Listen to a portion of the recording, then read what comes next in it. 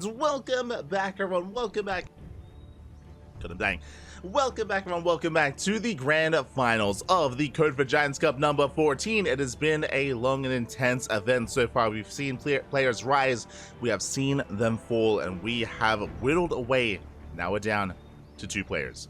1 Zerg and 1 Protoss, and only one will be this week's Code for Giants Cup champion in the grand finals. And spawning in the top right hand corner of Alkione, we have the Brazilian Protoss player, the Blue Protoss representing Team Hellfire. It is MasTeR. And spawning in the bottom left hand corner, we have the Brazilian Zerg player, the Red Zerg representing the CranKy Ducklings. He is one of our own. What does he stand for? He stands for endurance, righteousness, intellect, and kangaroo. It is Erik. And if you're in the chat, predictions are open. Place your bets on who you think will claim the series. Place your bets on who you think will come out on top and be our champion. Here we go, as already we have an aggressive start. Gas already being taken, gas already being prioritized, and Erik, he has a choice to make here. I'm imagining roaches, but the probe scout comes in, and MasTeR does confirm. He confirms the late expansion, he confirms the earlier spawning pool and earlier gases, and we'll see how he responds. Gate, Cybercore, delayed expansion, 2 gate opener even from MasTeR. It's a very safe play from the Protoss player, going for 2 gateways, delaying the Nexus, of course, is going to delay and is going to be secure. Lings are moving out, link speed is on the way, and interesting, Erik, he pulls out. He pulls out a gas, only link speed, no roaches. No Balinus either. Oh boy, only lings.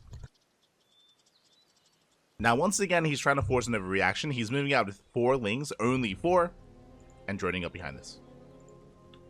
And with those 4 lings, he can contain his opponent. MasTeR is still yet to expand. Just now throwing down his Nexus. Now, there is a bit of a give and take here. There is a bit of a give and take. The downside of what Erik just did is the fact that MasTeR now has 2 Adepts on the way. He's going to have 2 Adepts. He's going to have a Zealot as well. MasTeR will soon move out. And Erik, to defend, he will have link speed. Because of his build, he will have link speed in time, true, but he's going to need extra links. He only has 4 for the time being, and here come those Adepts. They are shading across the map. And 2 Adepts in this kind of game state, in this kind of early game scenario, they can threaten the mineral line. They can, of course, one-shot drones. 2 Adepts can, I should emphasize. We can see Erik, he is making an extra pair of lings. Again, he is aware that he is vulnerable at the moment, and we'll see if he can minimize those losses. We'll see if he can. First Adept shades in, only on its own. Bold move by MasTeR. He gets surrounded, he gets shut down, and the first Adept falls.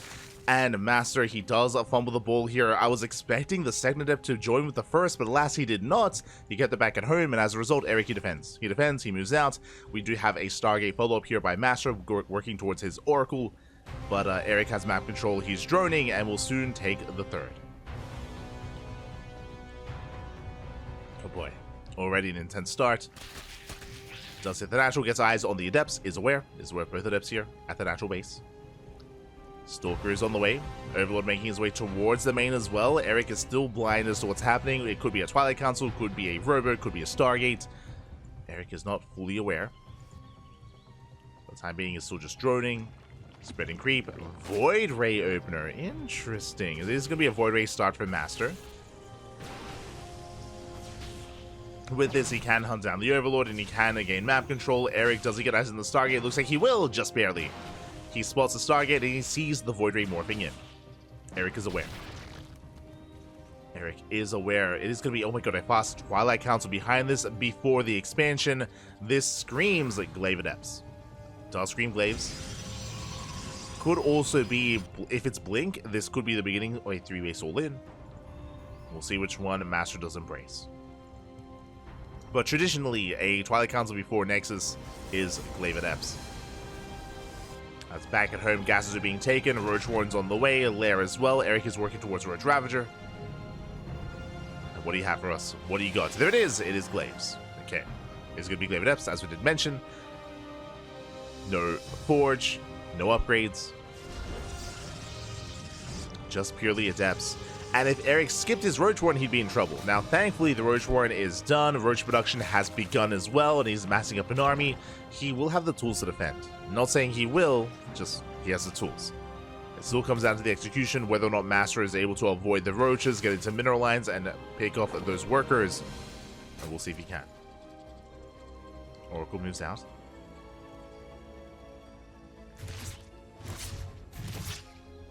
Oracle does move out. Hits the third.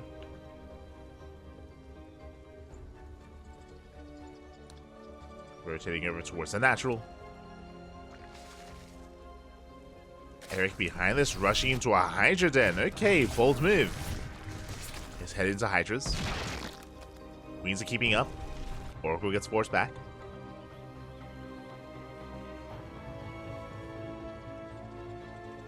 Oracle is going to be forced back for the time being, only getting the one drone. So far the defense has been good, but here come the Glaive Adepts. How many Adepts in total? It's going to be how many? 9. 9 Adepts for MasTeR. He has 2 more on the way behind this, so it's going to be 11 in total. And Erik, is he ready for this? Oh, he was just droning. 2 Ravagers. He has to wall off. He has to wall off. Can he do so in time? Oh, he barely can. Does wall up. He has 1 Roach, 2 Ravagers. He has a handful of Lings. He will defend with the bare minimum. Oh my god. MasTeR could have committed. He still will, with 2 Adepts. Does commit to the Shade. Oracle gets zoned back. Spores in production. Sorry, Spine Coil is in production, and Erik holds. Erik, he is barely holding on. Again, Erik, he had the bare minimum to defend, and he pulls it off. As a result, the Adepts, they back off, and Erik gets away with it. He's got upgrades on the way, +1 range, +1 melee. Hydra Den is done. Hydra upgrades on the way, Infestation Bit as well. Erik, he has gone away with so much tech, so much greed. Even chasing down this Adepts. Once again, a bold move. Erik does wall up. Does chase him down. Gets 1, gets 2. Gets 2, gets 3 Adepts. Very nice. Does continue to move out.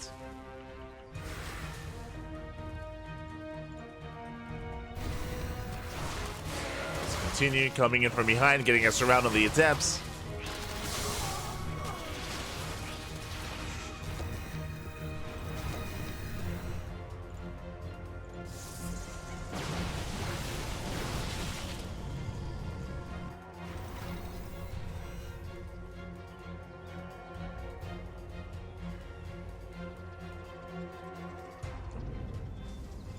Erik doesn't commit. He pulls away for now, building up more Hydras. He's taking into Hive. Lurker Den's on the way. Erik, he is droning up.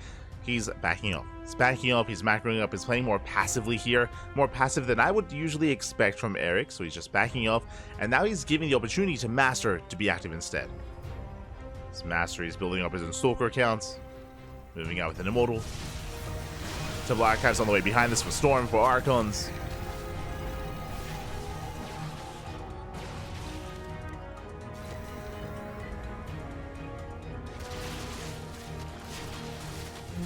Erik, he does break through those rocks. But he shouldn't be pushing up this ramp. Again, Erik, he's still taking.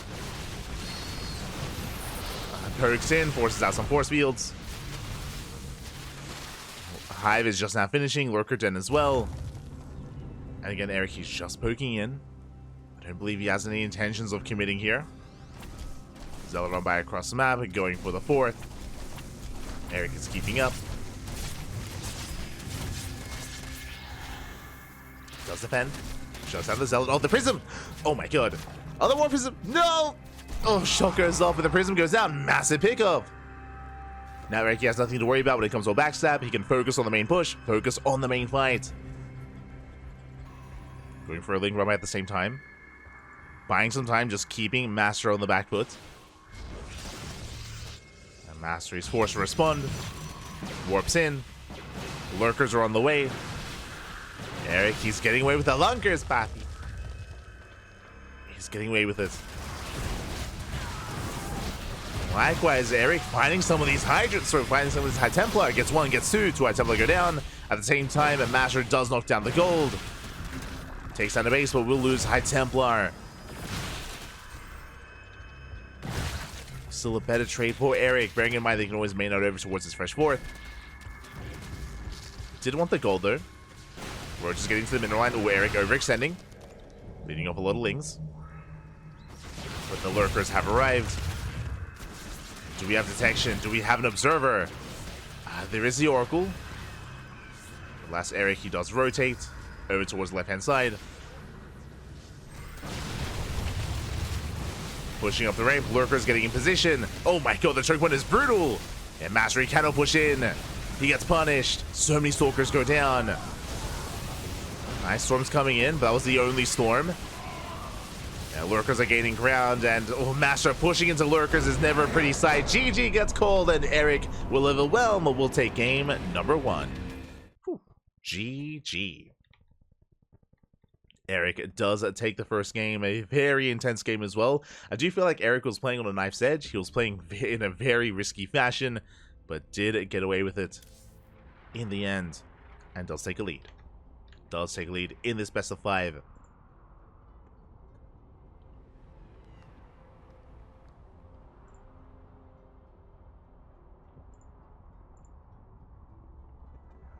But again, as I mentioned, it's a best of 5. Plenty more games, plenty more matches to come, and plenty of opportunities here for MasTeR to bounce back. Again, it all did begin with the initial aggression from Erik, with the initial 4 Ling move-outs, which led into a more delayed expansion, and yeah, it was just a wild kind of game state. It was very chaotic.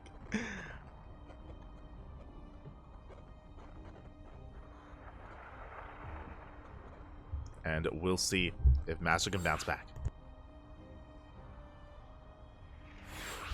We shall see.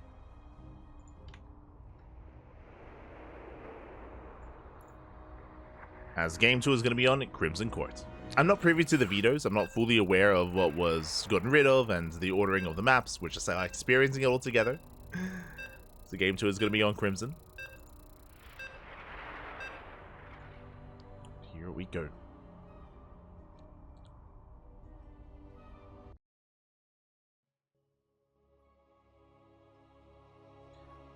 Again, the pressure is going to be on the Protoss player. Still a longer series, so there is a little bit more room for error here, but you don't want to be down 2-0. Especially this player here, as spawning in the bottom left-hand corner of Crimson Court, we have the Brazilian Protoss player, the Red Protoss, representing Team Hellfire. It is MasTeR. And spawning in the top right-hand corner, we have his opponent. We have the Brazilian Zerg player, the Blue Zerg, representing the CranKy Ducklings. He's one of our own. It is Erik. Here we go.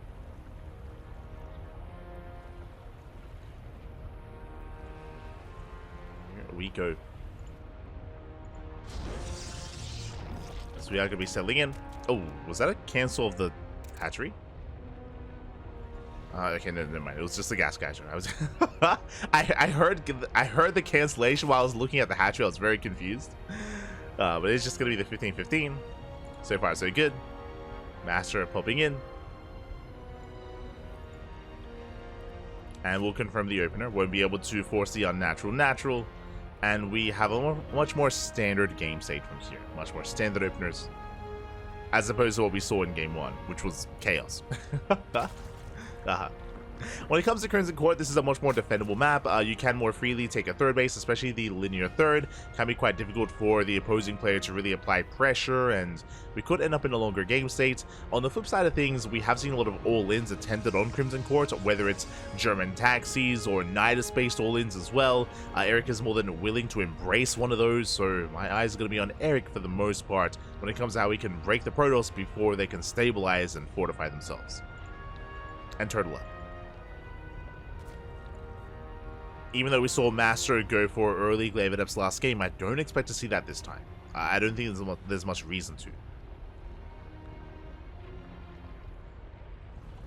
Plenty more lunkers, Pappy. True, true.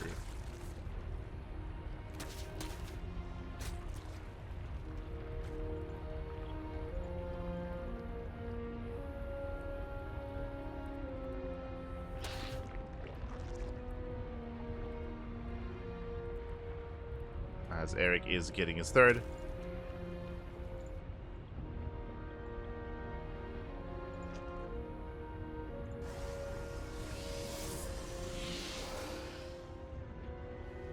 Going for the center expansion. It's actually been a while since I've seen this center base taken, but winding it back to a couple months ago, this center base is a launch pad for creep, so you can commit into a roach base all in from here. Likewise, the high yield gas geyser also does facilitate for roaches as well.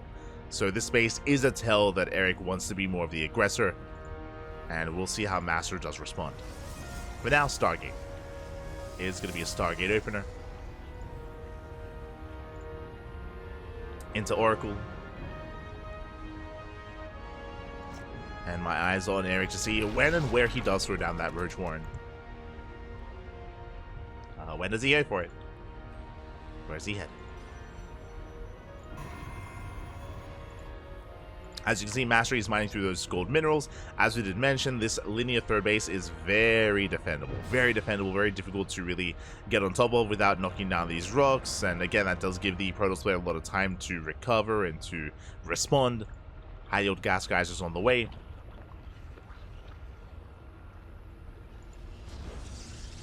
And we're still waiting for the tech. As the Oracle does arrive, gets one drone. Gets one worker so far. Oh. Gets two. Gets two drones. Pulls back from there.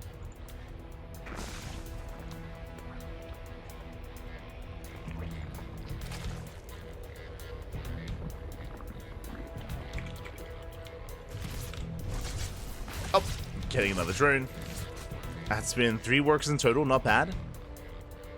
3 drones, high yield gas geysers now being saturated. There's that Roach Warren. Roach Warren's on the way, and my eyes are going to be on the drone count here of Erik. Does he keep droning? Does he keep saturating? When and where does he stop? Oh.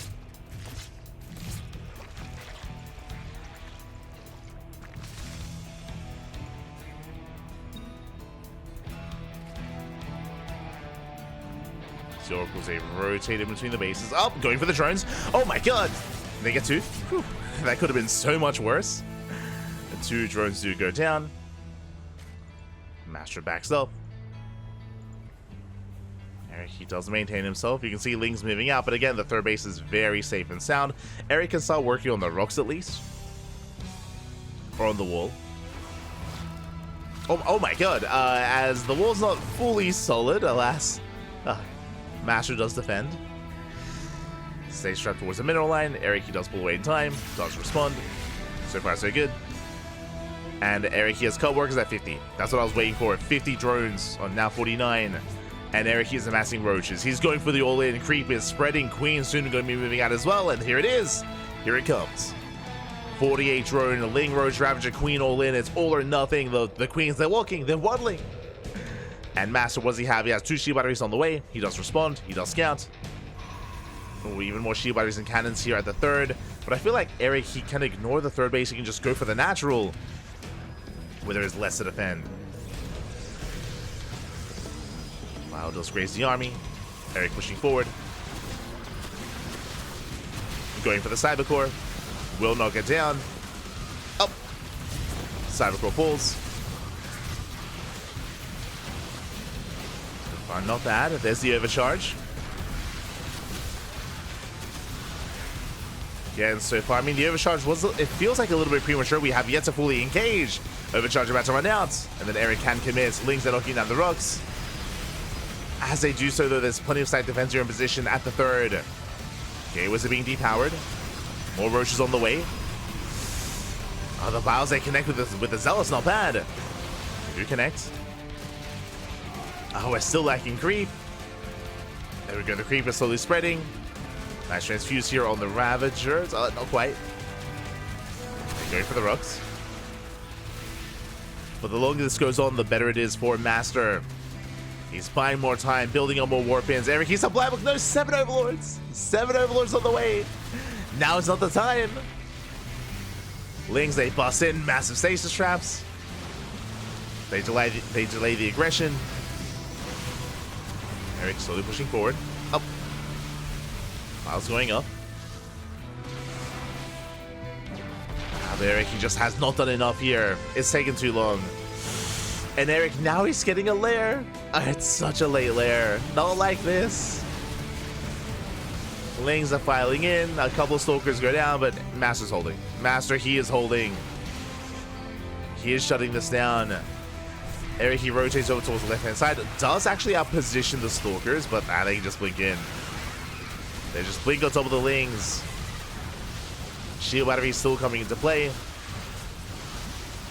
Nice blinks here. They avoid the piles. And Ravagers are falling left and right. MasTeR, he doesn't just hold. He's shutting down the Ravagers. Then he can counterattack. Erik's still trying to force the issue, but it's not working. Still morphing in more Ravagers. Still trying to break through. Another Queen goes down.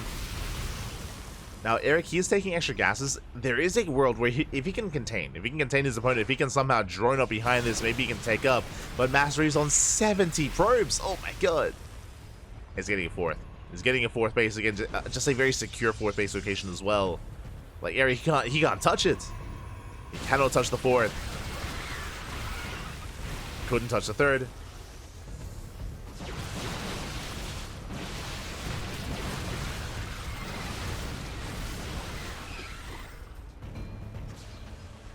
Traps are being forced back. He's going to be trading with the army. Does manage to pick up a couple of Stalkers. Oh god, some of the piles do connect. You can see Erik is taking into an infestation bit. That should be for infestors. But MasTeR smells blood in the water. He dives on the army, takes down the Ravagers, takes down the Roaches. And MasTeR, he can keep going. Can just keep pushing.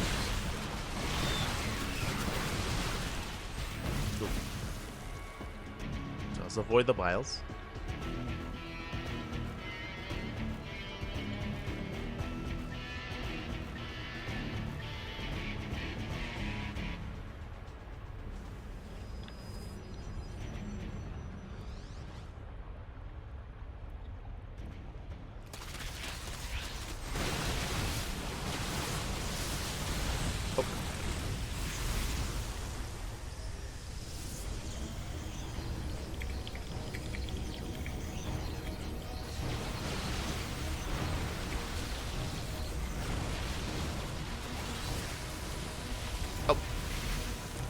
As, yeah, MasTeR is now building up towards immortal production. His fourth base is getting fully saturated. It has been looking rough here. I mean, Erik, he still has one final fight left in him. He does catch the immortal at least. But he shouldn't be able to get on top of these Stalkers. Like, it shouldn't happen. MasTeR playing it safe, pulls back, pulls away.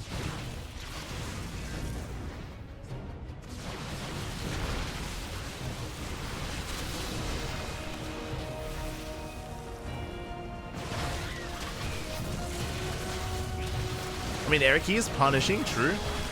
He's actually trading better than we would expect. He's getting into lurkers. Is there... Okay, hold on. Is there a world... I mean, Erik, he's on 50 drones. Like, he barely has an economy. He's barely sustaining himself. But is there a world where he gets into lurkers? 7 lurkers are on the way. If MasTeR takes a bad fight, if he blinks into the lurkers as well, there's a chance. It's not going to be easy, not at all, but there is a chance here that somehow Erik could take this fight. I'm just shocked that he got into lurker tech. I wasn't really expecting that. But there's detection is a problem. There is an observer. You can see Erik, he wants the army to blink on in. Oh my, speaking of, Jesus. One lurker goes down. It's a rough moment for MasTeR. Erik going for the observer. Does snipe it. Okay. Observer goes down. MasTeR has not teched into splash damage. There's no storm. There's no disruptors. No colossus. MasTeR's going purely blink stalker. Purely gateway army. Erik is poking in. Like, Erik, he is so all in. He's so committed. Stalkers, they move out. These Stalkers are trapped, by the way. Oh my god! Spine shot's going off. Stalkers get caught. And Erik, he takes a massive fight. He shuts down so many of these Stalkers. Ay, ay, ay. And Erik takes the supply lead. At the same time, though, ooh, Zealot run by here across the map. The Prism does sneak in. And Erik, he took a good fight, but he's losing workers. Workers he cannot afford to lose. He doesn't really have an economy to work with. And MasTeR keeps on pushing towards the fort. MasTeR, he may have blundered the fight earlier, but he still has momentum. Ooh, brutal revelation. Lurkers are exposed. Massive spine shots, though. Can we get another volley? Not quite. There's one lurker left. So many of them went down. Erik is going to try and chase us down. He does get the Archons at least. He keeps going. And he's all in. I mean, he was already all in this entire time. And the problem is that MasTeR, the longer this goes on, he can just reinforce. Erik gets another Immortal. Jesus, how? Gets another Immortal. Oh, Zealot's coming from behind. Whilst they do connect, they take down one of the Oracles. But there's just too much Zealots. Too many Zealots, too much of a gateway army. And MasTeR, he will still take this. It became a little bit close and scary towards the end there, but GG gets called and MasTeR ties up the series 1-1. We are going to game 3. GG. Aye. That was wild. GG, well played. The series gets tied up and we have it back and forth. Let us go. And welcome back, everyone. Welcome back to the finale, the conclusion here of Code for Giants Cup number 14. This is a tournament that originally we casted yesterday, but it was interrupted. It was disrupted. Unfortunately, the electricity went out for one of our players for MasTeR. Electricity went out. Because of that, the finals was disrupted. We were actually in game 3. We were tied up 1-1, and we had just begun game number 3. Alas, we did have to, of course, reschedule this finals, reschedule these matches, and we can now dive into them here tonight. Oh boy, it was a great tournament last night, by the way. To make it to the finals, of course, Erik, he is one of our own. We're a little bit biased here for our boy Erik, but MasTeR, he's still a very strong player himself. MasTeR, I would say, is the best Protoss player in all of Brazil at the moment, in all of Latino America. Meanwhile, Erik is a very unorthodox player himself, very creative, very innovative as well when it comes to how he plays, how he does approach StarCraft in general, and he can be a very quirky, very difficult player to keep up against. We'll see how this series does conclude. We're going to be jumping into game number 3. Oh boy, it's going to be on Oceanborn. And if you're in the chat, predictions will soon be open so you can get your gamma going and place your bets. Best of luck. For the time being, we are tied up 1-1, and this is a best of 5. Oh boy, we'll see if we can go the distance here, or if we have a bit of a shorter series instead. Meanwhile, if you're in the chats, predictions are indeed open. Best of luck, baby. Spawning in the bottom right-hand corner. I forgot to get rid of the turtle. In the bottom right-hand corner, we have the Brazilian Zerg player, the blue Zerg, representing the CranKy Ducklings, as he is one of our own. What does he stand for? He stands for endurance, righteousness, intellect, and kangaroo. It is Erik. And spawning in the top left-hand corner, we have his opponents. We have the Brazilian Protoss player, the red Protoss representing Team Hellfire. It is MasTeR.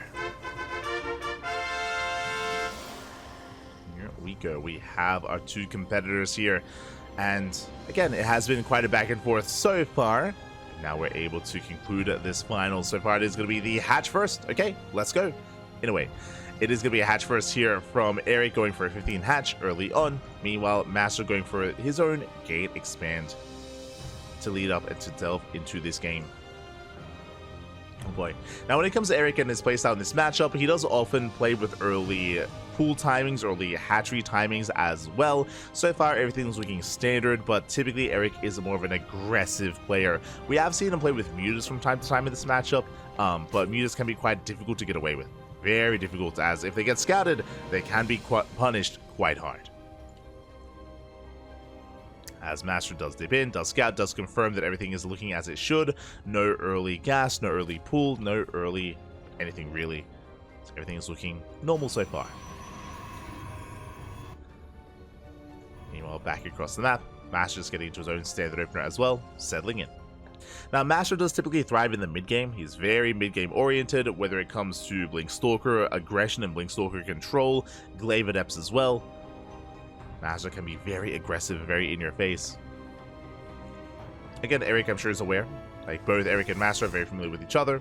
Have played many, many times over the years. We'll see what the plan is going to be. For now, Erik, he pulls out. He pulls out a gas. Does have enough for link speed. The link speed is on the way. Still just saturating his bases. Getting his natural. Setting up for his third. MasTeR does get eyes on this. Will chase. Erik, he sends out 2 drones. He fakes out the third on the left, and he will take the vertical, or the linear third instead. Also, after this game, we'll get rid of the turtle. As we did just finish casting this week's Tenacious Turtle Tussle. No. As MasTeR does move out, is going to be a Stargate opener back at home. So everything looking normal so far. Should be Stargate into Oracle. Adept does threaten a shade. And again, we'll keep an eye on the gases to make sure nothing crazy is going on. And does confirm. No lair, no gas saturation, or no prioritization of the gases. MasTeR backs up. Now joining up with the second Adept. 2 Adepts, they can one-shot drones. They can one-shot Worker, so he can wreak havoc in the mineral line. Erik has to respect it. Has to keep up. So far, so good. Adepts, they commit to the shade. They do commit. 2, 3, 4 links going to be going down. But it looks like Erik, he will clean up at least 1 Adept. And doesn't lose any workers. That's what matters most here. Not a single drone has fallen. Meanwhile, the Oracle has since arrived. Erik, what does he have at the natural? He's got 2 queens. 2 queens at the natural. Likewise, just the 1 queen in the main. Spores are in production. And Erik, he does threaten the third. He wants the Adept. He wants it. He's going to get it. Lings, they arrive. They take down the first Adept. There's 1 more left. Gets surrounded. And the Oracle is forced to activate its Pulsar Beam. Oracle is forced to be defensive. That's also a nice little win for Erik. Just wasting the energy defensively instead. Means that there is that much less to attack. I should also emphasize, I should have mentioned this earlier, but Code for Giants Cup is, as you can imagine, played on the current patch and the current map pool. That's why we're on Oceanborn. This is not on the PTR.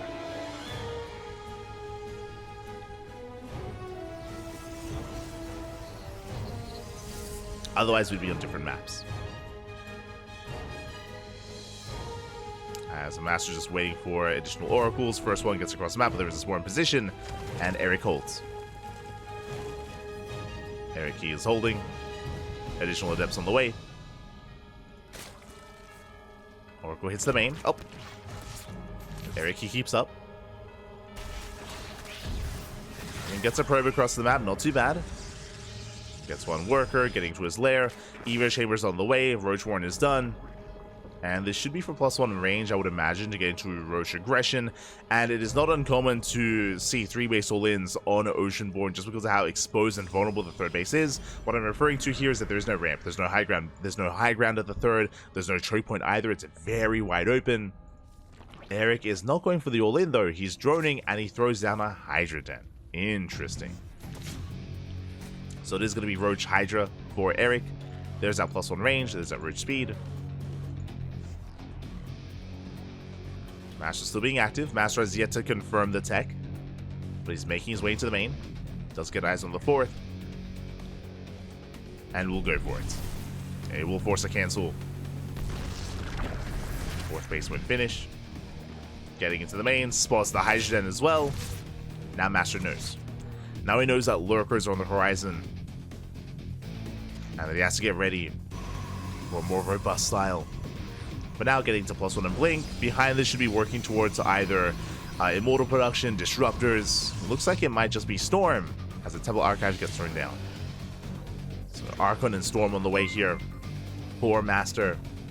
Yo, meanwhile, fala galera, papi. Obrigado. Thank you so much. Shout out to Cosmos for the raid. Hope you had a great time. Hope you had a great stream. Hope you had a great ladder session as well. Ooh, as the Queens do zone away the Oracles. But we did just wrap up the Tenacious Turtle Tussle, and we are now beginning the finals of Code for Giants Cup. For those that are curious, and I will say already, no spoilers in the chat. Cosmos, he was actually casting this live while we were covering the Turtle Turtle Tussle. So while we were casting our tournament, Cosmos was casting these matches at the same time. And because of that, again, no spoilers. we don't know what happens. Don't know the results. As MasTeR does push in. So far, Erik is keeping up. Zoning back the army. Fourth base is delayed. As the Lynx are in position, they take down the probe, going for the pylon. MasTeR does threaten the push. Ooh. Stasis going up. Erik keeping up. Stutter stepping forward. Nice punish here by Erik. He does catch out the Stalkers. Yeah, some brutal losses from MasTeR. That's what, 3-4 Stalkers going down. Erik keeps pushing. Meanwhile, Storm is done in a couple of seconds. But MasTeR needs a little bit more time. Doesn't need more time. He's 10 seconds away. Now 5. Erik rotating over. Pushing towards the 4th. Storm does connect. Erik, he doesn't back off. He wants that 4th base. He wants it. Collapsing on the main army. Going for that Templar. Forces the Archon. Not a bad trade here from Erik, but he will not get the expansion. Bleeding out Hydras towards the end as well. Erik did overextend. Barely did not have enough, bleeding out even more Hydras. Erik pulling back, but as he pulls back, he has been saturating, he has been taking. Hive is almost done, Lurker Den's almost done as well. Erik, he just has to hold a little bit longer, then he can embrace the Lunkers. Speaking of, Lurker Den does complete. And as Erik is getting ready for his Lurker tech, we have a Sky Tussle on the way for MasTeR. Fleet Beacon, Stargate. Ooh. Once again, nice catch out of Erik. Does find some my Templar. Rotating in between the bases. Lurker upgrades are on the way. And Erik has yet to confirm what's going on. He has yet to see the Fleet Beacon. So for now, he's focusing on Hydra Lurker, which is still okay. Oracle's at the 4th. Ooh, Erik, I mean, his drone count was already quite low. It's getting lower. This is something just very Erik, is just a low drone count. He's on 3-way saturation. He could get away with droning up to 80, but he's staying on a low worker count for the time being. Squeezing out a couple of drones here and there. Focusing on his army. Because of this, MasTeR, he will get away with Sky Toss. Tempest production has begun. Erik, does he spot the Tempest? Oh, not quite. Doesn't spot it yet. Still doesn't know.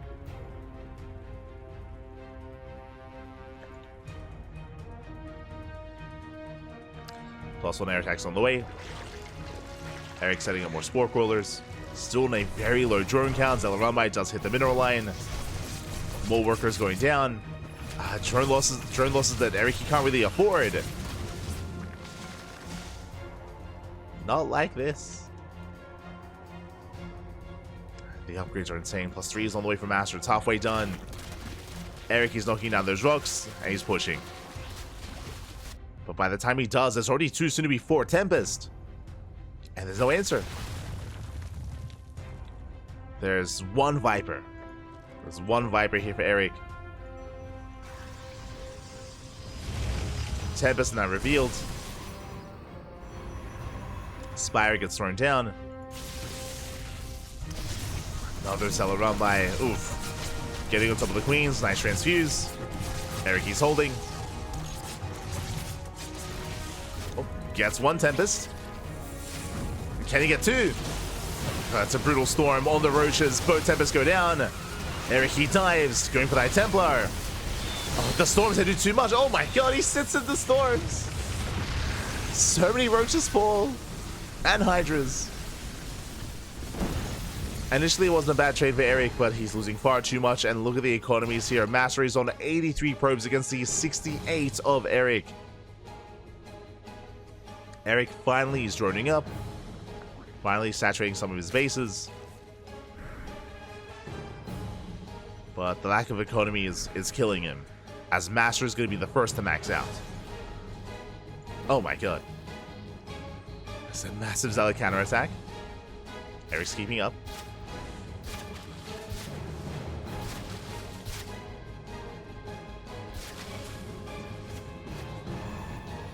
Let's take down some of those zealots. Lurkers, they maintain their position.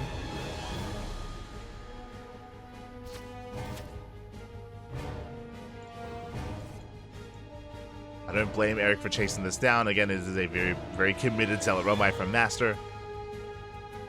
He does want to get rid of these zealots. Collapses on the roaches. Picks off hydras. Yeah, efficient trade here for purely minerals. For just zealots. Meanwhile, Tempest pushing forward. They get a spore. Erik is maxing out. He's maxing out on more roaches. Okay, interesting move. I mean, there aren't that many Tempests. It's only 3. So it looks like the goal here for Erik is to break the ground army. Break through the ground army. Get on top of these High Templars. I mean, that's going to be a lot of Storm, though. Storm is not often the answer to roaches, but with this many Storm, I mean... roaches, they will still melt.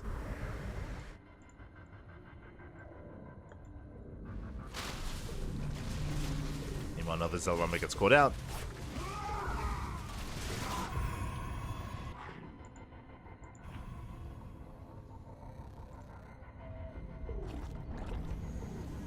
So I want to know how many High Templar. 9. 9 High Templar for MasTeR. And he's still just making purely Tempest from those Stargates. Now the Tempest count is getting quite terrifying. Getting quite high. Erik counterattacking with Link Roach. At the same time, MasTeR pushes in with his Stalkers. Erik, he does respond. He does turn back around. That's going to be a cancel. Both armies are maxed. Erik going to be embracing Infestors with Neural. Neural is researched.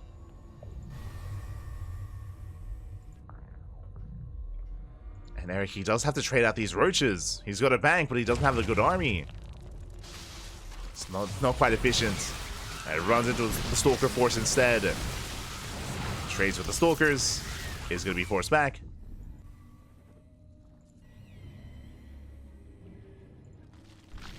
MasTeR is holding his own. More Lurkers morphing in.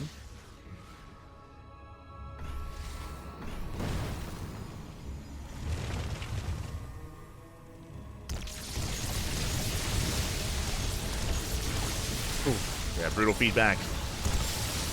Does get a fungal, yoinks 1 Tempest. But MasTeR has a massive bank. He can afford these losses.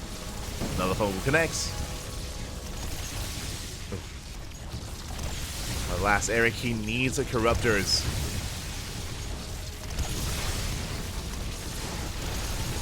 Getting another fungal. Erik, he does counterattack with his roaches. Stalkers in position. MasTeR, he was ready for this. And he can trade. The roaches are trying to brute force their way through. There's the overcharge. And again, this just wasn't the best trade for Erik. He plummets in supply. Getting into Corruptor Hydra. Ooh. And there's a revelation.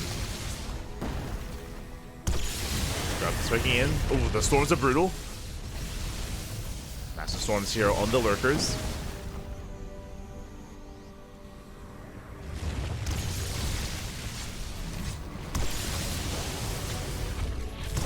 Speaking of the storms, oh my god. They connect with the Corruptors. Still plenty of storms behind this. MasTeR pushing in.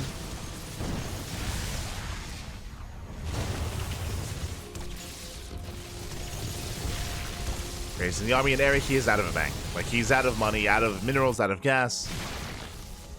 Erik did just burn everything on Corruptor.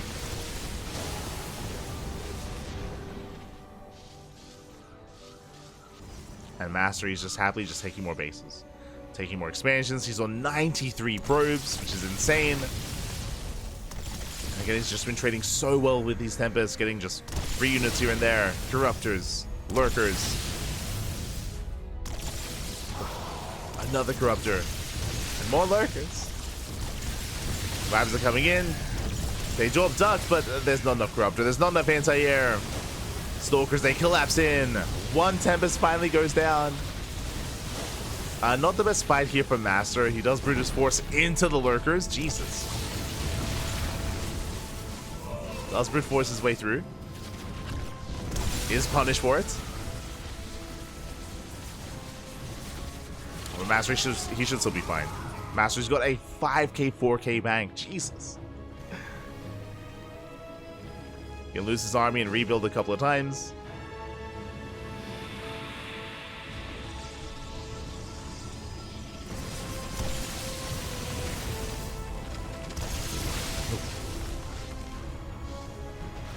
Getting up a Hydra here and there, getting a Lurker.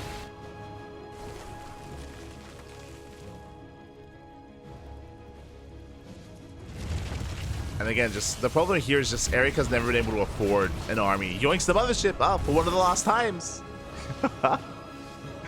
Minus 300, minus 300 also for one of the last times as well. As MasTeR, he does rotate around, gets on top of the Lurkers. The charge will take get on top of everything else. The storms are brutal. And storms the Hydras. Ooh, the nice concave though on the Archons. Erik, he's able to take down and reset the Archon counts. Archons go down, High Templar as well. Erik, I mean, that fight, that's maybe the best case scenario for him. The best fight he could have hoped for. But MasTeR, he still has a bank. And he didn't lose any Tempest there, is the problem. Oh, nice fungal. Does Erik get one? Doesn't even get a Tempest, despite the fungals.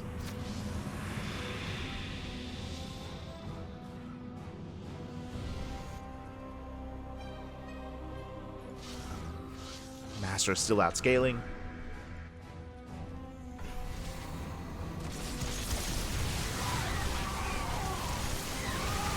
He's once again breaking out, pushing into Lurkers. There's one Lurker left. Uno mas, papi, uno mas. The final Lurker goes down, finally. And now there's just that much less on the ground here to stop the army of MasTeR. Now we can reinvest into more High Templar, more Archons, and mortal production has begun. Zealots, they hit the left-hand side, getting into the mineral lines. And Erik is being pulled apart. GG gets called, and MasTeR will take a 2-1 lead. GG. Does take a lead. Again, in a longer kind of game state like that, that is where Erik is at his weakest, is what I will say. Again, Erik, he is just not very prone and not very willing to saturate too quickly and drone up too much. Erik, I don't think he ever really was able to embrace 4-base saturation. He was always up to like 63, up to 69 drones at most. Was just really lacking in that kind of respect. As a result, he was really struggling to, you know, refine his army, you know, keep up with his opponents, remax as well with something that was of higher quality. And GG. GG, well played. MasTeR did pick him apart. And now we're getting ready for game number 4. We'll see if Erik can bring it back or if it all ends here and now in favor of MasTeR. We'll see. As spawning in the top left-hand corner of side Delta, we have the Brazilian Zerg player, the Blue Zerg, representing the CranKy Ducklings. He's one of our own. He is Erik. And spawning in the bottom right-hand corner, we have his opponent. We have the Brazilian Protoss player, the Red Protoss, representing Team Hellfire. It is MasTeR. We go. Erik going for a 15 hatchery. He's going for the initial extractor trick, most likely a 15-15 opener here out of Erik. Will allow him to get his natural up and running before the probe does arrive. Meanwhile, MasTeR just going for a gate expand back at home. Everything looking normal so far. For the most part.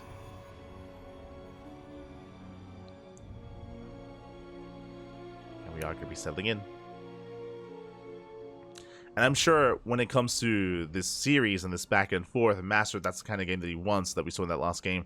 Even though MasTeR isn't necessarily known for his late game, being able to slow the game down and, you know, take away the more chaotic nature of Erik with his aggression, with his run-bys, with his pushes, and be able to just embrace a slower pace is, I'm sure, what MasTeR wants. Well, what is the ideal? Did get it on Oceanborn. Now, what I will say about Side Delta is that it is more wide open. It is more exposed in general here, especially once the rocks get knocked down.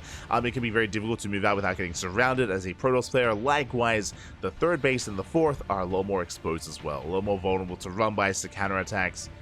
It isn't as defensive and it isn't as secure as Oceanborn.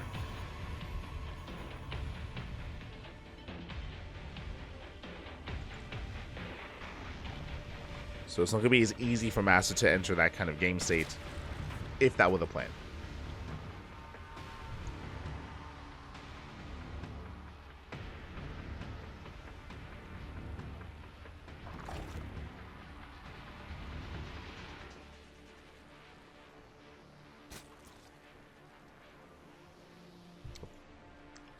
As for now, we're just going to be saturating our bases, joining up. MasTeR going for his tech of choice. He does throw in the pylon behind the mineral line. Interesting. Based on the pylon location, okay, is still going for the Stargate. I was going to say he could go for some hidden tech, like a Twilight Council or a Robo, but it is still the Stargate opener. Still, because it's further back, this could actually be a Void Ray instead of an Oracle, but we'll see. We'll keep an eye on MasTeR. He might just want to make it a little bit more difficult for Erik to scout, just hiding his Stargate, but still opening up standard. Based on the rally here for the Stargate, it does look like an Oracle. A Void Ray would be rallied here to the Overlord instead. So far so good. Adept does shade across the map.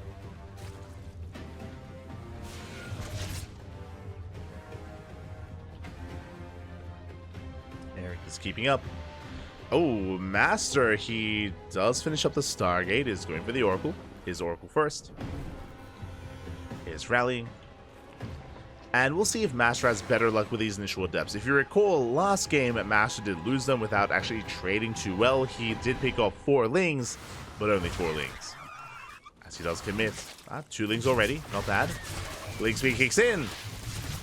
Erik, he comes in for this round. He locks down the adepts. 2 adepts go down for not a single drone. Once again, not the best trade from MasTeR. He races back. Upon losing 2 adepts, that also means that MasTer's third base is going to be exposed. Lings are moving out to delay the third, and we'll see if they can. We'll see if MasTeR can protect it. So Oracle moves out. MasTeR has yet to expand. Lings going for the natural. And they will bring down the adept. Adept will fall. Oracle hits the natural waste as well, but the queens are in position. No spore. But Erik holds. Erik, he holds, he kills the adepts. No expansion, no third. Massive delay here for MasTeR.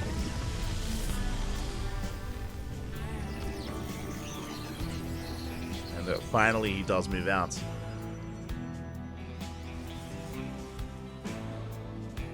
But again, this is a late third at Nexus. Meanwhile, Twilight Council is almost done, and this should be Glaive Adepts. There's 2 more gates on the way. It's going to be 4 gates in total. With a Twilight Council, do we go for Glaives or do we go for Blink? It should be 1. I'm leaning more towards Glaives because there is no Forge, there is no upgrade. There it is. Glaives is the upgrade of choice. Let's go. So Mass is going to be hyper committed here with Mass Adept. Erik still being active. Oracles, they hit the 4th, they get 3 drones, not bad. 3 drones go down, the Oracles, they do survive. MasTeR does get out.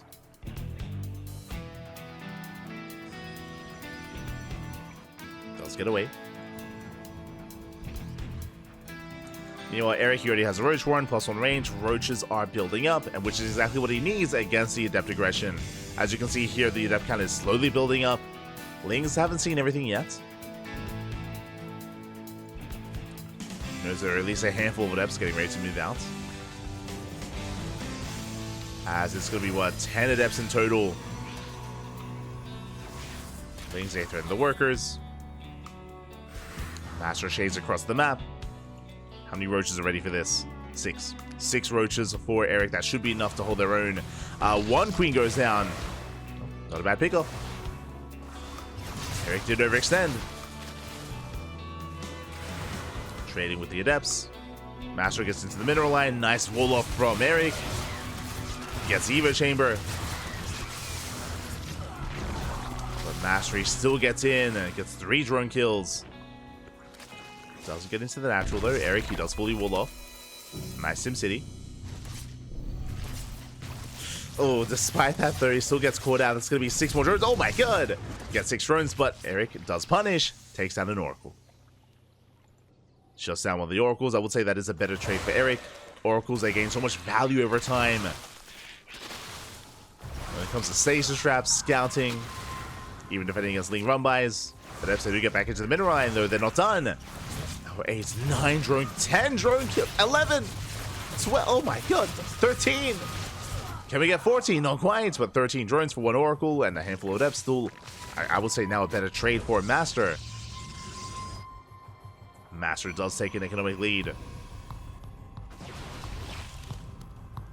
He's now up in workers. Erik moving out. But he's not committing. Erik is taking into Hydras once again, taking extra gases, getting fully saturated on 3 bases, and working on a 4th. So Erik is macroing up. Likewise, so is MasTeR. We're getting there. Alright, getting there. Prism into the main. Does manage to unload. Oh my god, it's so close to going down. Oh, and it does. Prism falls, massive pickup. MasTeR still does get 5 drones. At the same time, Erik, he finds the main army. Expensive losses. 2 Stalkers get away. Adepts are cleaned up. Oh, for the most part. And there's 2 left. There we go.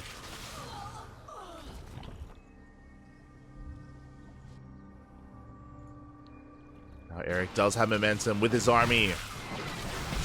He was able to catch 7 Stalkers earlier. And now Erik, he's pushing.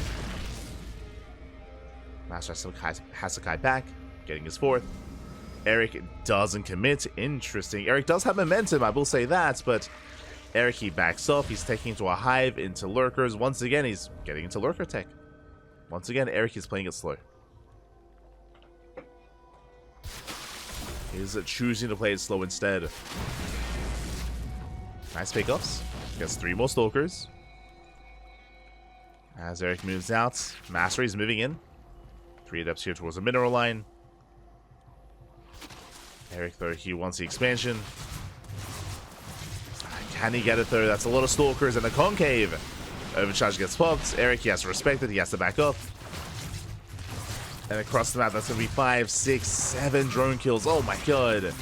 8 drones. 9. Not quite 10. But 9 workers go down. MasTeR, he's just pulling Erik apart. Cripples the economy. Gets up with the Hydras. MasTeR, he has 74 probes. He has a massive economic lead.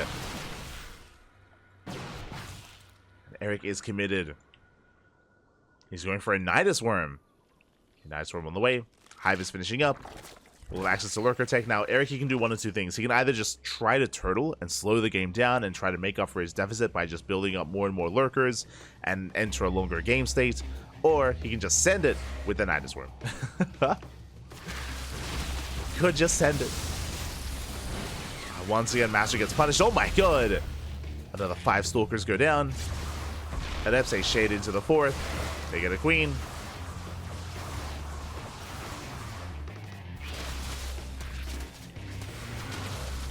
They do get eyes on the Nidus Worm at least. MasTeR is aware.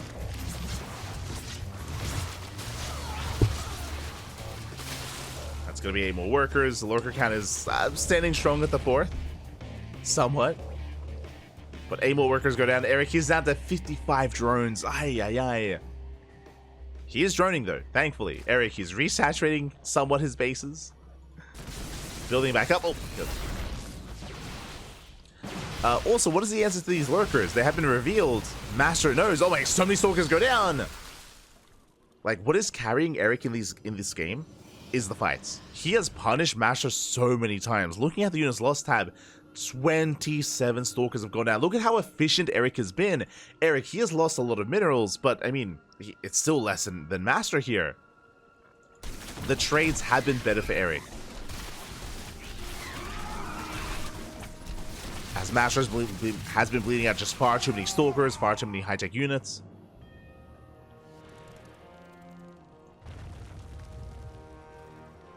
Erik, his economy is in the gutter, but he's been taking better fights. Better and better fights. And MasTeR needs to calm down. I would love to see... Oh, I see supply block. I would love to see Disruptors, Colossus, Immortals, even Skytoss. But he has been stuck on a gateway army.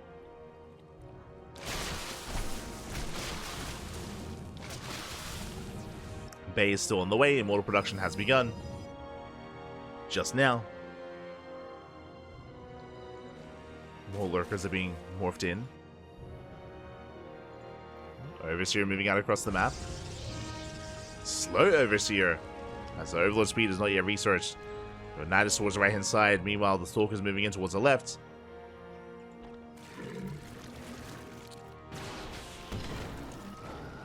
The army is spotted. And Erik is going to try to keep up. Zealot run by into the main. Lurkers ready here at the 4th. Erik, he will deny the 5th at least. Zealot's busting in. That's going to be a kill on the Nexus.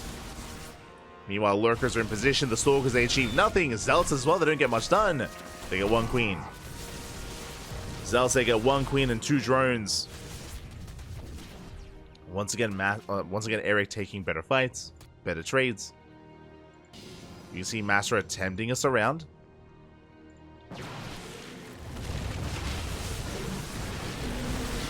Oof. Gets the Nidus Worm. The Nidus finishes up. Erik headed towards the southern expansion.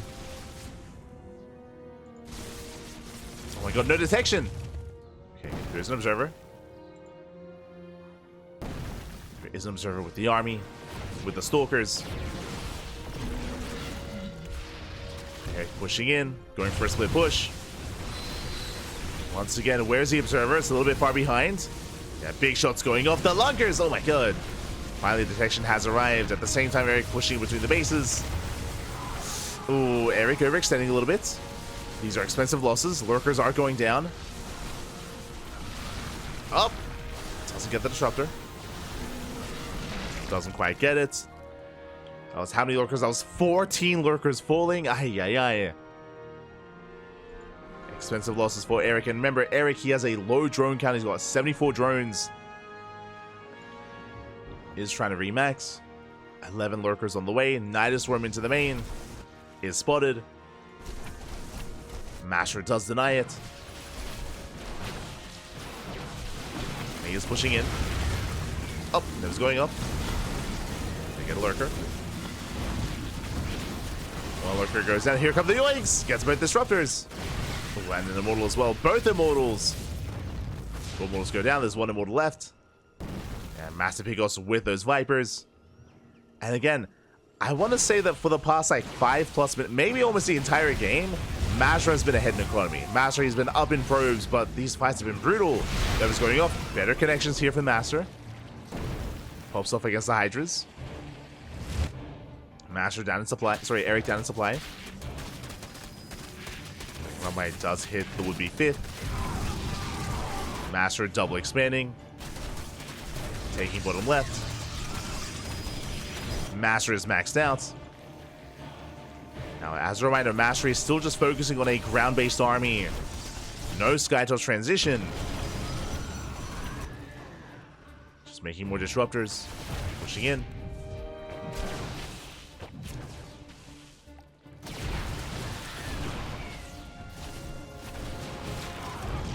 Erik trying to keep up.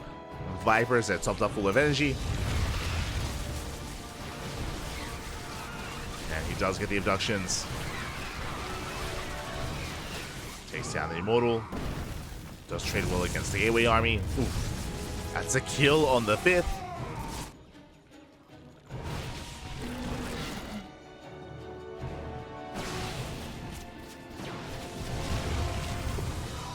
MasTeR does get 1 Lurker.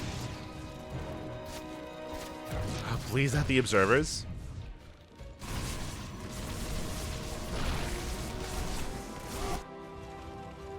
Observers go down. MasTeR still maintains map control. Again, I would love to see a fleet beacon here. Like I think that'd be necessary against this many Lurkers. But MasTeR, he's been holding on. And how many disruptors? 8. That's a lot of disruptors. That's a lot of Novas. Erik, he spots the expansion. MasTeR pushing in. Denies the spine crawlers, those are kills on cancels. That's going up. Gets a lurker. Storm does complete. Oh my god. MasTeR has to be careful. Gets a Viper. One Viper goes down. Meanwhile, the lurkers, they get behind the mineral line.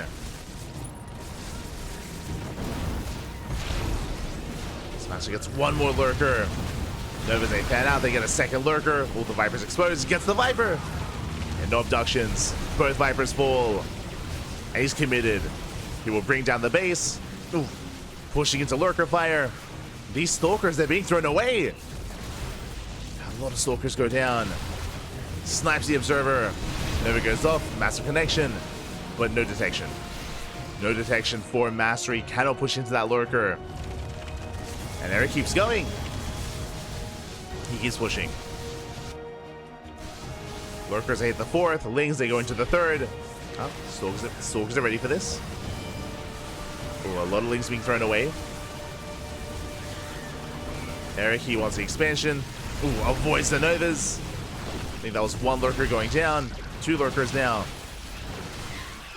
But MasTeR, he's down to a 1 base economy. He's mined out here at the natural, mined out in the main. Half a base left. MasTeR, he just lost both bases. And now suddenly the Protoss doesn't have an economy, but he does have an army. And again, that's a massive force.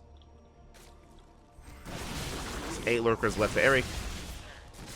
MasTeR pushing in, Observer lagging a little bit behind, but it is coming in from behind.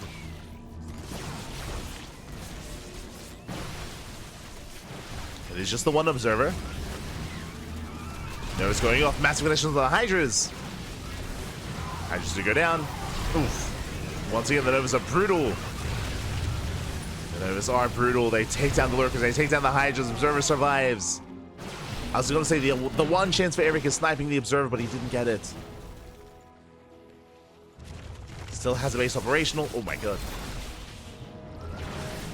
Still punishes. Novas, they don't quite connect. Oh, they crazy army, but the lurkers, they stand strong. The lunkers. Oh, one lurker still gets a couple of hits in. But the last MasTeR, he breaks through, takes down all the lurkers, pushing in towards the 3rd. Oh, the blinding cloud. Puts in a little work. Lurkers, they get a couple extra hits in. There's one lurker left. Final lurker goes down. Oh, despite that, GG gets called. Wait, did we lose the detect chain? Wait, did we lose the observer? No shot. Wait, hold on. GG gets called. MasTeR taps out. I mean, he didn't have an economy behind this. Erik did. Did he lose that final observer? I need to see. I need to see what just happened. Okay, he keeps... Hold on. Oh, he did. But still, he could have kept going there. GG gets called. MasTeR, no faith. He taps out, and Erik ties up the series. Ties up the series, papi. Ay, ay, ay. GG. It was still so close, though. Still so close. Again, MasTeR, he had no economy. True, right? He had no money behind it. That was all he had left. Erik, he still had reinforcements on the way because he had that northern expansion. Very close game. We're going to game 5. Oh my. And what a game 5 as well. It's going to be on Dynasty. Ay, ay, ay. He would have died to the panic. Yeah, he would have died to the reinforcements. Like, they were reinforcing Lings. Not just that, I don't know if you remember, there were 3 spine crawlers at the northern expansion. There were 3 spine crawlers there as well. So if he had kept pushing. But, whew. GG. GG, we're going to the ace match, and spawning in the bottom left-hand corner of Dynasty, we have the Brazilian Zerg player, the blue Zerg, representing the CranKy Ducklings. It is Erik. And spawning in the top right-hand corner, we have his opponent, we have the Brazilian Protoss player, the red Protoss, representing Team Hellfire. It is MasTeR. Gas first. Hello, Erik. What's the plan? Is going for a gas first build, gas pool. Now, this could be a couple different things. This could be a Bane bust. This could be a Roach Rush as well. Aggression. Regardless, it is going to be a very aggressive start for Erik. We're loading into Dynasty. Dynasty is one of the most vetoed maps in the map pool. It has made it through here, the vetoed process in this best of 5. And we'll see if MasTeR can keep up with the aggression of Erik. Here we go. Going to keep going as Ilsa's army, and he has 0 economy. Yeah, as we did mention, again, MasTeR, he was on a half a base economy. He lost his 4th, he lost his 5th. Despite MasTeR resetting the lurker count, he did not have enough to keep going. And MasTeR, he will scout the tech. He does scout the gas, does scout the spawning pool. He checks for the expansion. There is none. Not yet. And we'll see if Erik pulls out. Based on the fact that he only has 2 mining gas, it looks like he will pull out. Yeah, does pull out. So only link speed. It is not a Bane bust. It is not a Roach Rush. It is fast links, though. It is fast link speed, I should emphasize. And we'll see what Erik is able to accomplish with this. I'm not too fond of this initial opener. Like, all MasTeR has to do is just wall up and wall off. It should be fine. We'll see what the links can accomplish. As MasTeR, he's freely expanding, taking the gold. This is the reason why this map is often vetoed, because the gold base can be freely taken by the Protoss. Erik is going for the gold here on the other side. MasTeR doesn't quite confirm. But I guess that's maybe the purpose of this opener for Erik, isn't to get damage done, it's to gain map control. Because of the early link speed, it means that MasTeR can't really be active with the follow-up adepts. It means that link speed is done in time, and the adepts, they can't really threaten the gold. So it looks like, again, the purpose of this is to keep MasTeR pinned. To keep him busy. Keep him back home. Stargate is on the way. And Erik can now saturate the gold. Now, once this gold base is taken, usually Zerg players, they will hyperfixate and prioritize the high-yield gas geyser, and then this leads into 2-base Roach all-ins. Here comes the Maynard. Erik, he will transfer. And we'll see if he does go into Roaches or into something different. Lings, they do get on top of the Adept, not bad. First Adept is going to go down.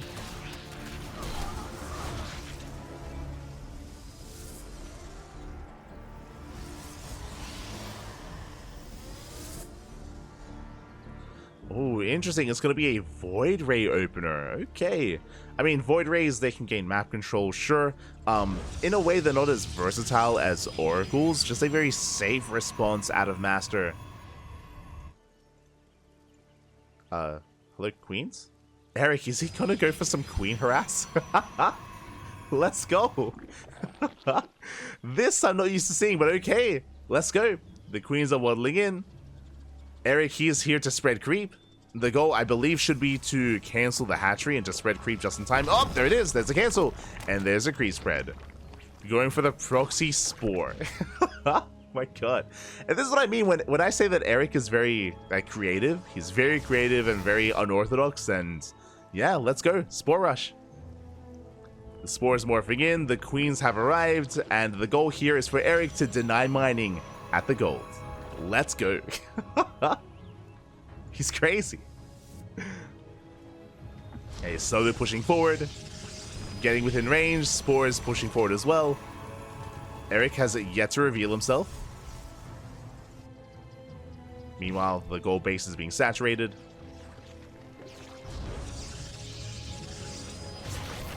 Oracle does get a handful of workers, but Erik, he has arrived.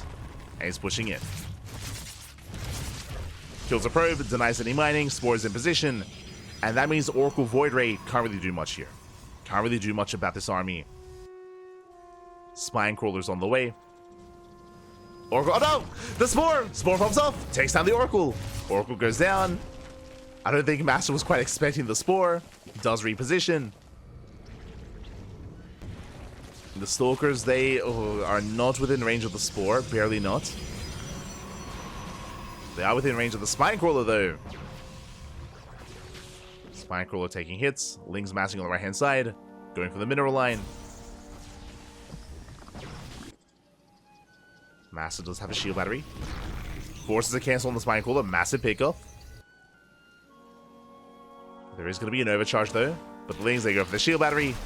They force a recall. Shield battery will fall. And there is a Void Ray, but it takes so long to deal with all these Lings. Yeah, Voids are being pulled. Zell gets surrounded. Lings, they take down the Zealots, the Stalkers, the Adept as well. And they're going for the pylon. They're going to deny. Oh, they try to deny the warp in. They barely will not. But they get a kill nonetheless. Now, can these Lings get the Nexus? They shouldn't be able to, not with this warp in. At the same time, though, the Spine Crawler does finish, and the Spine Crawler should be able to get within range of the Mineral Line and out of range of the Stalkers. Yeah, the Spine is ready.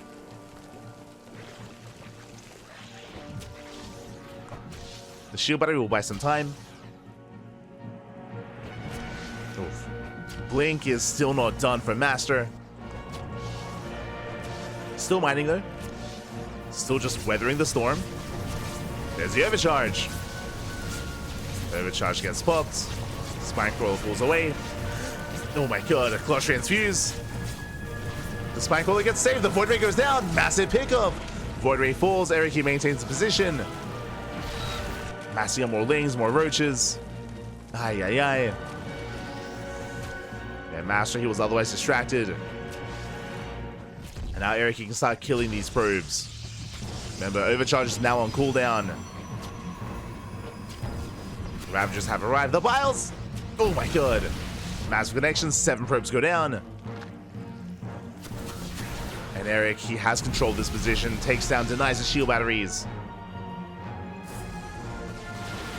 Lings, they collapse in once again. Don't get much done. Erik pulling away. Now, Erik is still in a very low economy. He's on 33 drones. Very low worker count. But MasTeR is also only on 2 bases. Only on 2 bases. And Erik, he has the gold. So he makes up for that. So he makes up for his lower economy. Or lower drone count, I should say. Does hit the gold.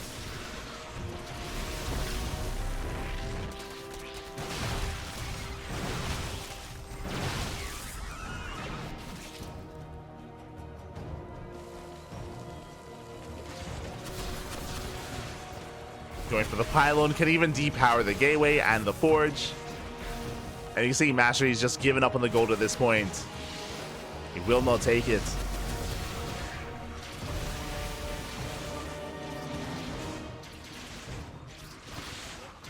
I watch a game like this over any pro game. I mean, both these players are pros. Like, they're GMs. They compete in EPT. I mean, hey, what was it, last season where Erik, he popped off and he had his way with Dark multiple times? Aha.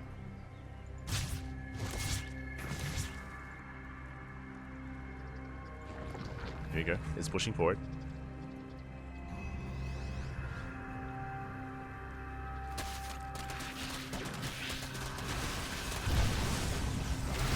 Lings, they get into the Mineral Line.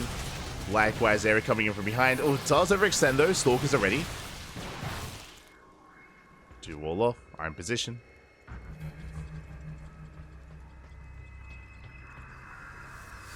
And MasTeR has been slowly building up his Stalker count. May have lost his gold, but now he's still in a 3-base economy. Meanwhile, Erik taking up into Hydras.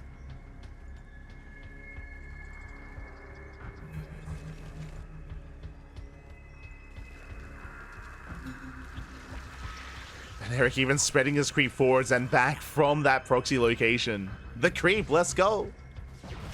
Ay, ay, ay.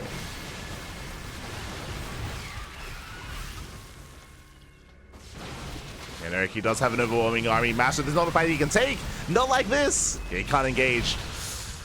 Hydra's doing so much in the back line. A lot of Stalkers going down. Efficient trades here by Erik, catching out MasTeR. MasTeR forced back. Does now have the concave, has the high ground. Erik has to respect it. Backs off.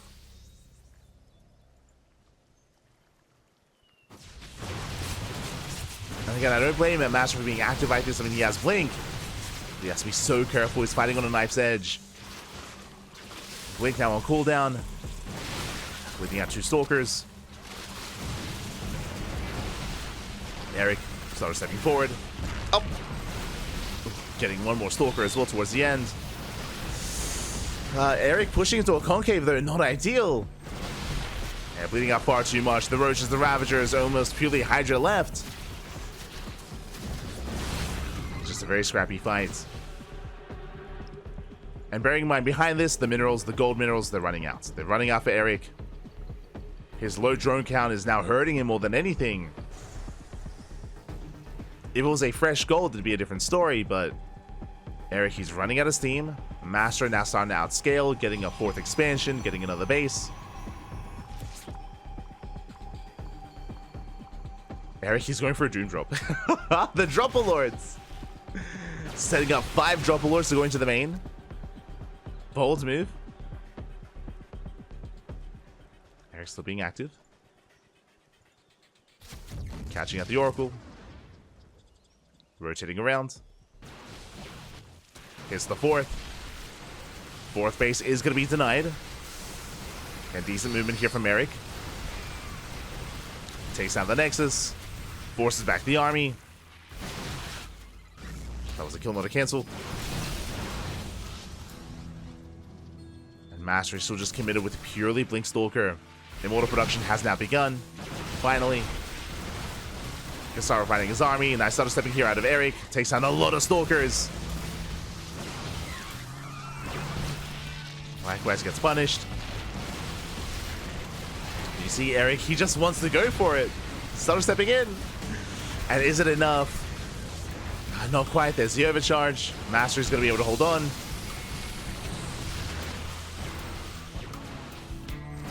And Erik, he's running out of steam. He's losing all of his Roaches. Now the Ravagers, now the Hydras as well. And MasTeR, he will take this fight. And Erik, he has nothing behind this. Doesn't have an economy. 45 drones. Loses all the Roaches, all the Ravagers. 1 Hydra survives. Gets transfused. Let's go. The Doom Drop never came into play. I mean, the Drop Lords are there, but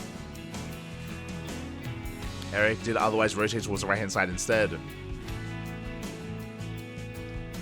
Now MasTeR can move out.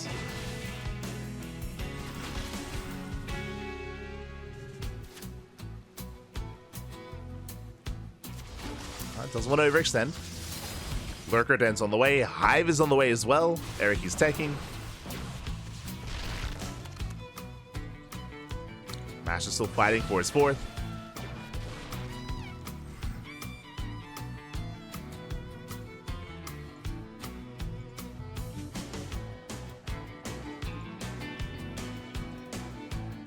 MasTER, he is holding, he's surviving, just needs to buy for a little bit more time to get into something like Colossus, Disruptors, Stabilize. MasTER is getting there. He is getting there. Likewise, Erik will have a chance and an opportunity to get into Mass Lurker. Speaking of, go to the Lurkers. Lurkers are on the way. There are some observers with the main army. MasTER, he can still break this. Bearing in mind these are Lair Tech Lurkers, no Hive upgrades are done. They're not ready yet. As the Hive is just now finishing. But if Erik can buy a little bit more time to get into those upgrades, to get into some Vipers as well, despite being down in army, he can still take some better engagements. I mean, we saw something very similar in the last game in Side Delta, if you recall, where MasTER was up in economy and up in supply, but Erik did take better fights. And that did carry him throughout Side Delta. Can you do the same here?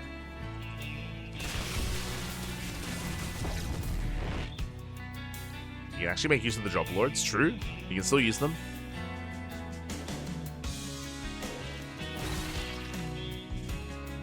It's set up. Lurker range is on the way. Erik will caught out by reinforcements. It's going to be a Nidus Worm. The Lurker count is getting higher. Erik, he's keeping up. So far, so good. Storm is done. Storm is complete. Oh! Smash is going off. A brutal Storm Show on the Lurkers. 2 Lurkers go down. Not transfuse. Erik maintaining himself.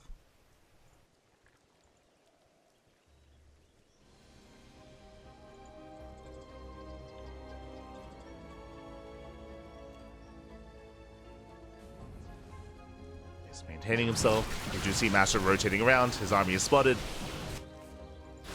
Erik does respond. Ooh, bleeding out a lot to the Zealot. And Roach is going down. They're coming from behind. Oh my god, the surround! Surround of the Stalkers. Better trade here for Erik. But Zealots, they will complicate things. And MasTeR will take the fight. Yeah, very messy engagement here. Stalkers and Roaches falling.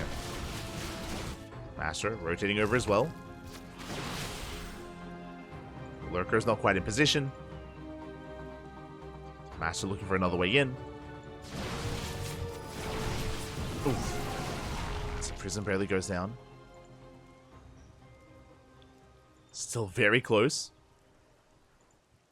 Erik getting another expansion. There we go. Dropper Lord's coming into play. Let's go.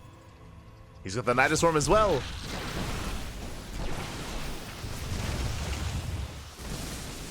Queens pull back. Overlord goes in. I feel like this should just be for the Nidus Worm. There it is.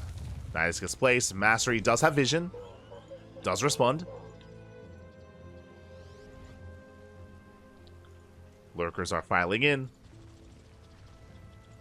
MasTeR rotating. At least trying to. Lurkers, three of them, sorry, do get into the main. Going for some of the production. Lings, they threaten the third, but there's plenty of static defense. Oh my god, jeez, they trade so well. And brutal spine shots, no detection. There we go, detection now coming in. Observer has arrived, did get recalled back home. At the same time, Erik does push forward. Trying to get on top of this High Templar.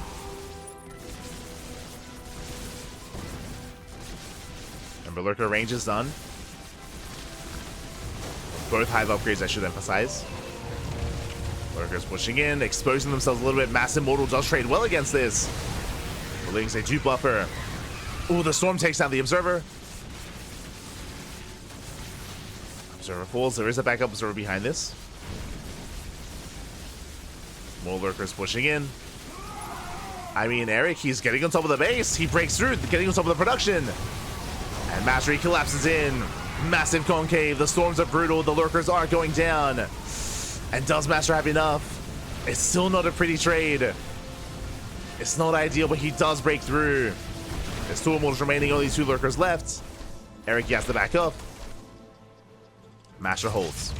He saves the base. He saves the base. He saves his production. Just barely.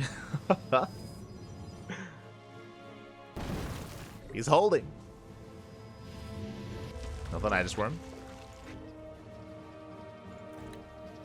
Here's another Nidus. Worker counts are evening up.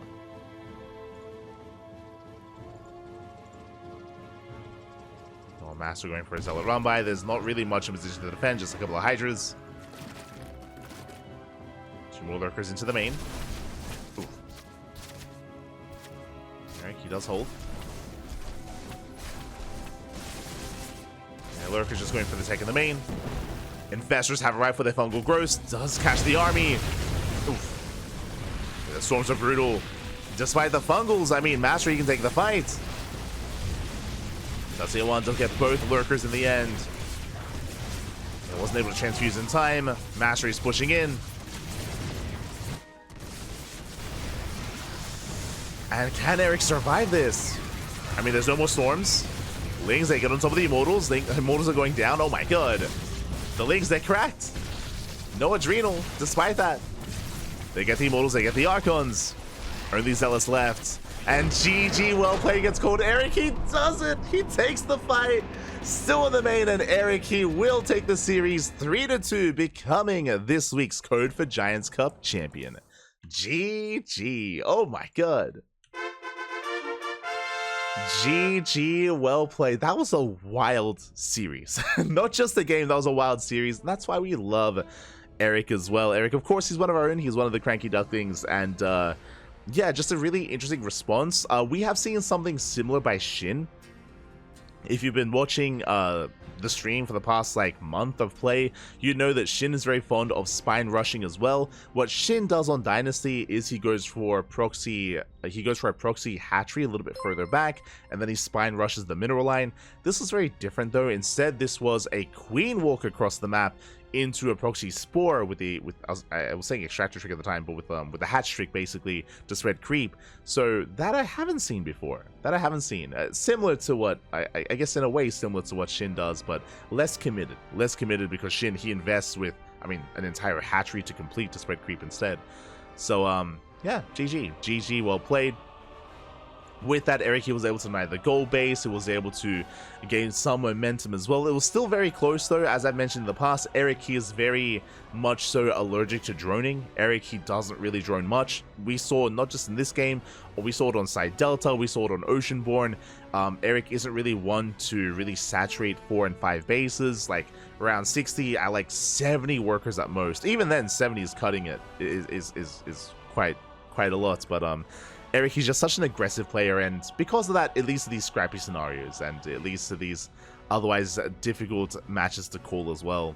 Congratulations here to Erik. But a shout out to MasTeR, because, you know, one doesn't make a good series without a good opponent as well, right? Like MasTeR, he was able to take it to Erik, did go all the way to the ace match, right? It was back and forth. That could have gone either way, and GG, well played. Shout out to both Erik and MasTeR for being the 2 finalists. Congratulations. GG. And again, they both go back and forth in matches and in series, and yeah, they're some of the best players in Latin America. So some people are asking, and if you haven't, you know, tuned in before, again, Erik, he has been very active in the past. Nowadays, less so. Erik has been focusing on his studies, has been focusing on university. So because of that, we have seen less of him, but he still plays in these regional Brazilian tournaments. Back in the day, he used to play in ESL Open Cup Americas more often. I mentioned before briefly at the time, but there are VODs on YouTube of Erik 2-0ing Dark time and time again. There was like a 2-month period where Erik, for whatever reason, when it came to seeding, he would play against Dark on a weekly basis, and he would have his way with him. Erik, likewise, having a very unique style in ZvZ as well, able to get the better of Dark multiple times, was kind of like the Dark Slayer for a while. That was back in... Was that back in 2022? Jesus. I mean, the years, they meld together. It was either mid-2023 or late 2022. Like one of those 2 periods in time. But regardless, GG. GG, well played. Erik will take it. And if you enjoyed this event, and if you want to see more, this is a bi-weekly tournament. A shout out to Cosmos, of course. Cosmos, he does host this event on a bi-weekly basis. That is every fortnight, every 2 weeks, and we'll be there to bring it to you live. We will be there for you. Oh, also, my apologies. Hold on. There we go. Also, a shout out to Blakeadoos. Thank you so much, God. Thank you so much for the 100 bits. We do appreciate the support. Thank you so much for the bits. All the money that we make here on the channel goes towards our tournaments, goes towards Sparkling Tuning Cup, Duckling Open, and MasTeR Swan Open as well. So thank you so much. Gracias. Oh, let's go. 7k IQ. Oh my god. Lurkers win against Ground Army as usual. I mean, you say that, but we've often seen, especially Immortal heavy compositions, break through Lurker lines, but that was a lot of Lurkers there from Erik, so that's why the fight was so close between the 2 of them. I'm referring to the fight at the 4th base, when Erik was pushing in towards the bottom right. Still very close, very intense. GG, well played. And yeah, with that, we are going to be wrapping up for the day. For the morning, I guess, in a way. Our next broadcast is going to be in how many hours time? Let me just double check. I believe 4? Just double check. Sorry, 6. In 6 hours time, we are going to be live with the Pondcast. If you're curious, what is the Pondcast? That is our weekly talk show. There used to be a time where talk shows or podcasts related to StarCraft were a little more common, a little more frequent. Nowadays, less so. So we have rocked up here with the podcast. We have brought it back. It is basically a weekly wrap-up show. We go over all the events results, all the tournament results of the week. We do catch up on all the Open Cups or the PTR events as well. We do discuss other news, like for example, ZombieGub's Kickstarter did come to an end. We'll be going over the goals that she reached. ZombieGub, she did actually post about getting ready for a trip to Europe to conduct interviews for that Kickstarter. If you are unfamiliar, ZombieGub, she did organize and did bring about a Kickstarter for an interview series going over the history of StarCraft. And she did spend the last month in Korea. She was interviewing a bunch of people, going over the history of the Pro League and the Kesper era of StarCraft, and she's basically piecing together a documentary series. The Kickstarter has since concluded, but she did reach certain goals to achieve for better and better and greater content. Again, we'll be going over that as well. There was, of course, the balance patch notes that were released less than a week ago. We have to go over that as well. Fun fact, we held our podcast last week, and it was like 4 hours after the podcast ended that the PTR patch notes got updated. And we're like, the hell? Like, what's going on? So we weren't able to talk about it, but we can now discuss it this week at least. Not just that, we've had a bunch of player transfers, a bunch of new teams, notably Solar's on a new team, and many other roster changes as well. We had some recent announcements on Home Story Cup and who is going, and much more. And much more. Again, we'll be discussing all of that during the podcast if you're interested. Otherwise, we'll see you guys tomorrow. Our next tournament cast is going to be tomorrow, is going to be the Infolet League number 2. If you're curious, what is the Infolet League? It is a fun team league in the Polish community. It is a Polish team league, so players like Geralt, Christianer, Papi, Rudzin, and many others are all competing in the team league. And they did have a draft, and they did have the group stage, and we are going over the playoffs tomorrow. So siema. If you want some Polish StarCraft, we got you covered. We got you covered tomorrow with those playoffs. That is also going to be in over 24 hours time. So plenty of content. When it comes to the weekend, we're going to be casting the StarCraft Evolution League. That's going to be on Saturday, I guess technically Sunday morning. We have the Sparkling Tuna Cup, and of course our regular Open Cups as well. Also want to give a quick PSA. We are the official casters for Alima League. We did cast Alima League this week. Alima League is going to be next week as well. But we are unable to cast it on Twitch. It is sponsored by Chijik, which is a I almost said Polish, which is a Korean streaming platform. It is a competitor to Soup, which is ex-Africa TV.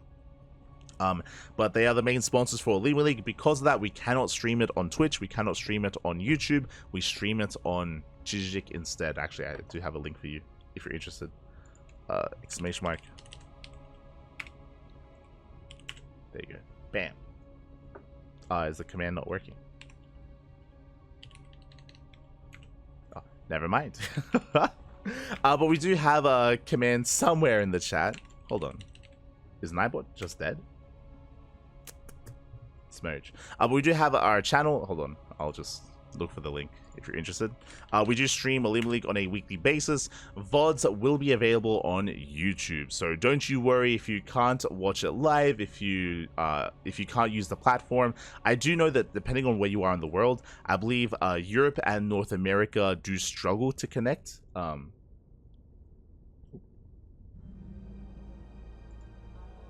we good? But I do know that because I think I've lost connection to Twitch. Weird. Losing connection in general. But very quickly, if you... Oh yeah, so we do stream it on Chijik, and we do have, of course, our YouTube platform as well. VODs are going to be uploaded to YouTube as quickly as possible, so you can tune in there if you wish as well. Otherwise, we're going to be wrapping up. It looks like my internet is struggling. I don't know what happened, but I have lost connection to Twitch. So I don't even know if you can hear me. I don't even know. For now, though, we're going to be wrapping up. And again, we're going to be back in 6 hours' time. Going to be back in 6 hours. Otherwise, thank you for watching. Thank you for tuning in. And yeah, we'll see you in 6 hours. Or we'll see you tomorrow for the Infolet League as well. So I'm just checking. Oh, okay, I can see. GG. Are we back? There we go. There we go. Sorry, for some reason my browser just wasn't working, but there it is. There's a link to our Chijik channel if you wish. But what was I saying? Oh yeah, I was saying that if you're the routing to it is quite bad just because it's only Korean servers. So I do know that if you're in Europe or if you're in North America, then you would experience, or you often experience, latency watching on Chijik. I think depending on where you are in the world, it's a little bit better. Here in Australia, we have some good connections, same with New Zealand and Southeast Asia as well. We can watch without issues, but I know that in Europe and North America, the connection is a lot more unstable. So VODs would be just a better solution to that. Not ideal, but it's managed. But yeah, with that, next week we'll be casting a League as well. Otherwise, thank you for watching. Thank you for tuning in. We'll see you guys later tonight or tomorrow on the CranKy Ducklings. If you want to support us, you can follow us on Twitter, Facebook, Instagram, YouTube, and Discord. All things CranKy Ducklings if you want to follow us. Otherwise, we'll see you guys next time. Stick around. We're going to be giving another StarCraft streamer a raid. I'm not too sure who's live. I see Practice X is streaming, and maybe some others as well. Regardless, we'll see you guys next time. Until then, hasta luego. Ciao, papi, ciao. Hasta luego.